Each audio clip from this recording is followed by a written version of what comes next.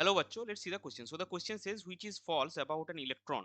Option 1, rest mass of an electron is 9.1 to the power minus 28 gram. Option 2, mass of an electron decreases with the increase in velocity. Option 3, molar mass of an electron is 5.48 into the minus 4 gram per mole. And option 4, E by m of electron is 1.7 into 10 to the power 8 coulomb per gram. तो हमको क्या करना है, ये जो चार statement given है हमको देखना है इलेक्ट्रॉन के रिस्पेक्ट में कौन सा स्टेटमेंट जो है वो गलत है।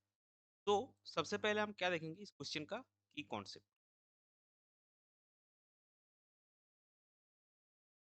की कॉन्सेप्ट में हम इलेक्ट्रॉन सी डालेंगे।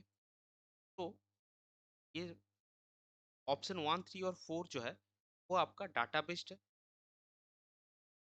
मास ऑफ इलेक्ट्रॉन क्या आता है आपका 9.1 into 10 to the power minus 28 gram, ये करेक्ट है। तो अगर ये मास है तो मोलर मास कितना होगा?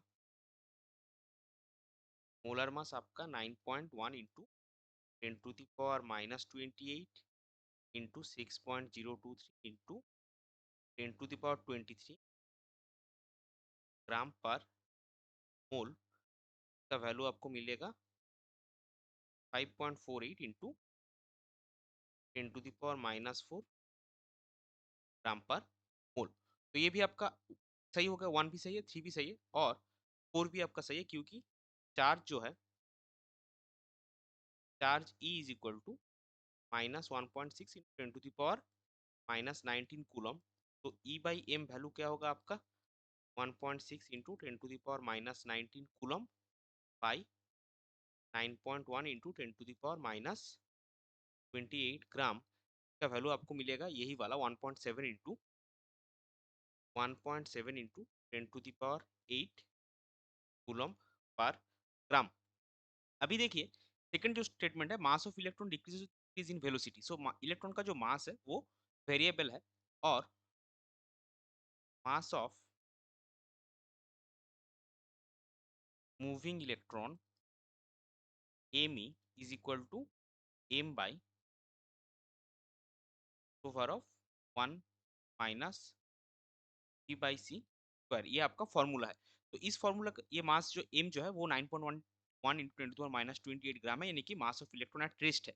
सो इस फॉर्मूला से हमको क्या पता चलता है दैट द मास ऑफ